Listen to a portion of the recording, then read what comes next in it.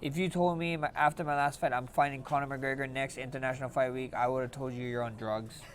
I'm excited to see the best version of Conor McGregor come July 11, and I can't wait because I don't want no excuses after I get my hand raised. I'm here with Max Blessed Holloway, who fights in the main event of UFC 329 against Conor McGregor, or Mystic Max era. It is, right? That's what we should be calling you now. Yes. How's it going, Max? Going good. How you been? I'm doing really well. This fight's at 170 pounds. And I wanted to ask you, have you built your frame and gained size for this weight class, or is it more of a case of just not having to cut the weight you normally would do? I think so. What we did was we put on a little bit of size, you know. I stood fairly brand new at 155, so I was like, yeah, we could gain a little bit more for that weight class. So the opportunity here to fight 170, you know, put on some size, you guys get to see. So I'm excited.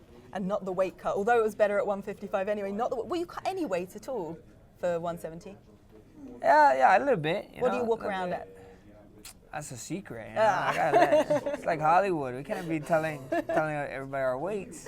All right. Yeah, so it's rude, isn't it, to ask a man or a woman their weight? But you're feeling good at the weight because Conor said that's his advantage, that it's 170 pounds. He's the one that's fought at that weight before. What do you say to that? I fought at this weight before, you know. He said he's fought more at this weight. Yeah, I fought more, you know, because I don't have training partners who fight at 170 and 185. So at the end of the day, it is what it is, you know. I understand. I kind of get what he's saying, the fight and this and that, and actually being in the octagon against an opponent. But the beautiful thing is we get to find out, you know, and we're days away from that, and I can't wait.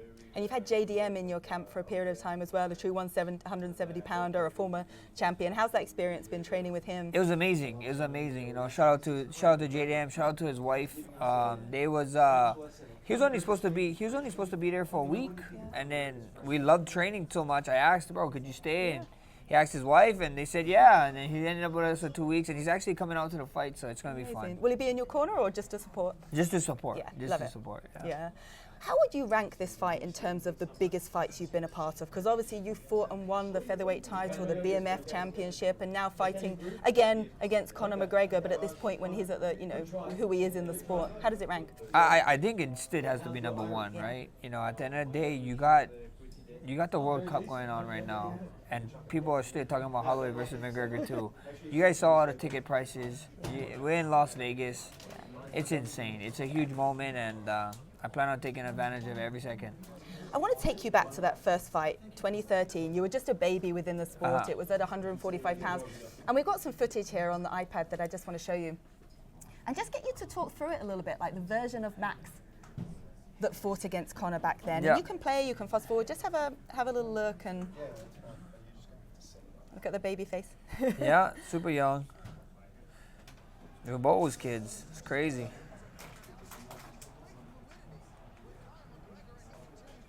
Was there anything that surprised you about Conor at that time? Not really. I mean, the only thing that surprised me was just I guess his stall power. It was kind of crazy, you know, when we was in the back, what was it? This is an FX card. I believe it's FX. And they say, oh, yeah, you're walking out. So we go there, and then they pit us right where we go walk out, coming out the tunnel, and they're like, okay, wait 10 minutes. I was like, what? What for? They're like, we're going to air your guys' walkout. And then they gave him the champion walkout. In Boston, they blacked it out when they did his walkout. So I was like, oh wow, this guy's something special, you know. So that's about it. In the fight, he just felt like another guy, you know. He was good. He was slick. Thought he was a striker. Ended up taking me down. I think he has 5 takedowns. He took me down 4 times. That's crazy as shit. But yeah, it is what it is, you know. Are you expecting that from him this fight? Because everyone's thinking, oh, this is going to be this striking battle and how exciting it's going to be to see this stand-up fight. But are you expecting maybe a little curveball and that Conor might take it down? It's mixed martial arts, right? And I've been seeing, I don't know if you guys have been seeing on social media, but I've been seeing, oh, Conor McGregor's game plan exposed and he's like shooting and grappling. So never say never, you know. We saw what happened in the Nate fight, you know. He get dings good. He might change level, you know. At the end of the day, this is mixed martial arts. Don't count it out, and I'm excited. If that's what you want to do, that's where we got to go. How have you both evolved? Because Conor's come out and said that you actually took on some of his elements and style after that fight against him. What do you say to that? For sure. You know, I never ever lose in there. I learn, you know, and if I can take something from former opponents and use it in my game, why not, you know? At the end of the day, it is what it is, you know. It's fighting, and you gotta to succeed in sport. You gotta grow. You gotta be able to take things from here and here. A lot of my games from all kind of different people, you know. I love Jose Aldo, love Anthony Pettis, you know. I watch boxing. We see Floyd Mayweather do stuff. I try to do boxing stuff like him. So it's very fun. And with his layoff for 5 years, lots of people talking about the layoff for 5 years. What's the longest layoff you've ever had between fights?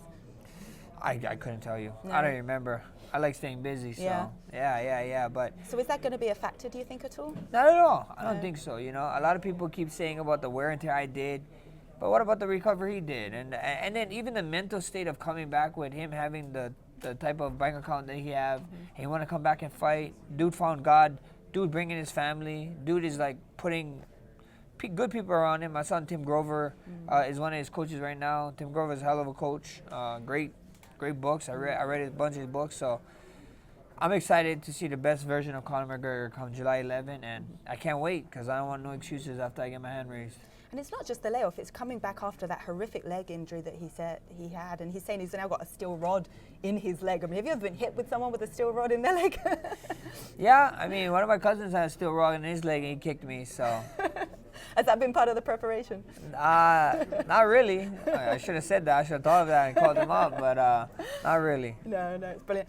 In terms of where you go next after this fight is huge. I'm not expecting you to talk about what necessarily comes next, but is 170 pounds somewhere you might stay? Because you've even said, once you get your hand raised, let's do the rematch later in the year. Or is going back to 155 pounds on a tighter run there more what's in mind?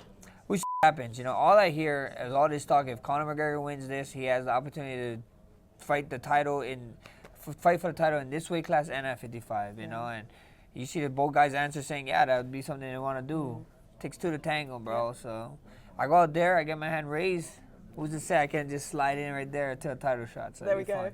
Well, MMA math is a strange kind of thing because we've just seen Justin Gaethje win against Ilia Topuria. You have the win against Justin Gaethje. Do you think you're kind of close then to having a rematch with him and potentially going for gold at 155? I'm going to just put it this way, you know, UFC like doing what UFC wants to do, win the entertainment business. If you told me after my last fight I'm fighting Conor McGregor next International Fight Week, I would have told you you're on drugs. But we are here, so never say never. Exactly. UFC going to do what they do. Yeah.